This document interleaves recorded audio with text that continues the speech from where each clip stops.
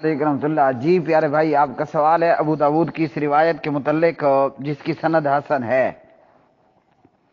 672 number کی روایت۔ عبداللہ ابن عباس رضی اللہ تعالی عنہما راوی ہیں۔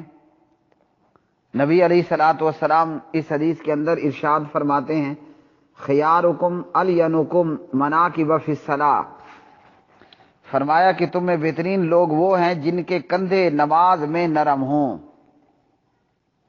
جن کے کندھے نماز میں نرم ہوں۔ آپ نے پوچھا ہے نرم، اچھا کندھوں کو نرم رکھنے سے کیا مراد ہے؟ کندھوں کو نرم رکھنے سے مراد یہ ہے کہ صفیں برابر کرنے والوں کے ساتھ یہ تعاون کرتے ہیں۔ نبی علیہ الصلوۃ والسلام کے دور میں آپ صلی اللہ علیہ وسلم خود نماز کی صفوں کو زبانی بھی اور پریکٹیکلی بھی درست فرمایا کرتے تھے۔ نبی علیہ السلام اپنی زبان سے بھی فرماتے کہ سوو فإن تسویۃ الصفوف من اقامۃ الصلاۃ، سووا صفوفکم فإن تسویۃ الصفوف من اقامۃ الصلاۃ، اور اس طرح کے دیگر ورڈ۔ تو صفوں کو خود بھی سیدھا کرتے، اپنے ہاتھ سے بھی، اپنے پاس موجود چھڑی وغیرہ سے بھی، اور اپنی زبان سے بھی صفوں کو درست کرنے کا حکم دیتے۔ اور صفوں کو درست کرنا نماز کا قائم کرنا ہے، کندھے سے کندھا، قدم سے قدم ملانے کا کہتے۔ صحابہ کرام خود سے آگے مزید عمل کرتے ہوئے ٹخنوں سے، گٹوں سے گٹے بھی ملا دیا کرنے کی کوشش کرتے۔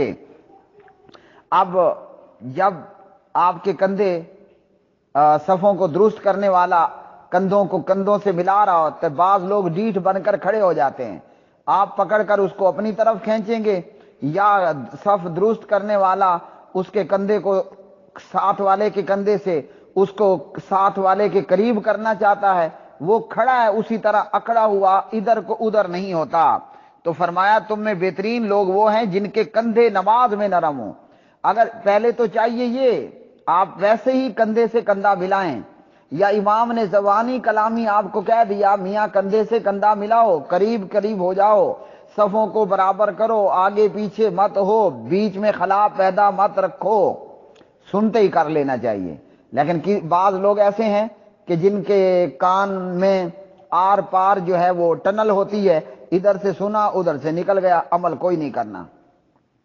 جیسے آپ حرمین میں دیکھتے ہیں، اجمی تو اجمی ہے نا، اجمیوں کے تو کیا ہی کہنے ہیں، عربیوں کا حال یہ ہے کہ حرمین کے امام پانچوں نمازوں میں صفوں کو درست کرنے، برابر ہو جانے، مل جانے کا کہتے ہیں، لیکن لگتا ایسا ہے کہ جیسے سارے فارسی سمجھنے والے کھڑے ہیں۔ اجمیوں پر تو اثر ہوتا نہیں ہے نا، عربیوں پر بھی اثر نہیں ہوتا، تو بندہ دیکھ کر بندے کا دل کڑتا ہے۔ ایک مہینے کے پیریڈ کے اندر اندر مجھے کوئی بمشکل 4 دفعہ ایسا موقع ملا ہوگا کہ میرے ساتھ عربی کھڑا ہو اور اس نے کندھے سے کندھا ملایا ہو اور قدم سے قدم ملایا ہو، آگے امام عربی میں بول رہا ہے، لیکن کمال ہے، بندہ ڈیٹھ ہو تو پھر ایسا ہوتا ہے۔ تو چاہیے تو یہ کہ بندہ سنتے ہی کندھے سے کندھا ملا لے، قریب ہو جائے، قدم سے قدم ملا لے، لیکن چلو یہاں نہیں کیا، صفیں درست کرنے والا صفیں درست کر رہا ہے، وہ اس کے کندھے کو ادھر کرتا ہے لیکن اس کے کندھے میں راڈ ہے، یہ کندھا قریب کرنے کو تیار نہیں۔ تو تم میں بہترین لوگ وہ ہیں جن کے کندھے نماز میں نرم ہوں، تاکہ صف درست کرنے والا اس کو قریب کرے تو یہ فوراً سے قریب ہو جایا کرے۔ اور یہ ہے کندھوں کو نرم کرنے کے حوالے سے کہ اپنے ساتھ کھڑے ہونے والوں کے ساتھ کندھے بھڑاتے نہیں ہیں، بلکہ آرام سے نرمی سے کندھے کو کندھے سے ملا دیتے ہیں۔ وہ جیسے اس پر ایک بات سی بنی ہوئی ہے لیکن ہے وہ جھوٹ، چلو اس کو چھوڑ دیتے ہیں۔ تو یہ ہے اس حدیث کا مطلب کہ کندھوں سے نماز میں کندھے نرم رکھنے والے، جن کے کندھے نماز میں نرم ہوں۔ اور ایک اور چیز سبحان اللہ، وہ بھی میں نے حرم کے اندر ہی دیکھی، شاید کوئی انڈونیشین ہی تھا۔ اللہ تعالیٰ آپ کو ہم سب کو بار بار حرمین لے جائے اور قبول بھی فرمائے۔ تو ایسا ہوا کہ فجر کی نماز کا وقت ہے اور میں تھوڑا لیٹ ہوا، باب فات کے قریب پہنچ گیا، لیکن آگے کو شرطے بھائیوں نے نیچے راستہ بند کر رکھا تھا. اب جگہ کافی موجود ہے دو بندوں کے بیچ میں، اور میں نے ان کو تھوڑا ادھر ادھر کرنا چاہا، لیکن آج بھی مجھے یاد ہے وہ بندہ، اس کا کندھا سمجھو لوہے کا کندھا تھا، اور تھا بھی کچھ بڑی ایج کا.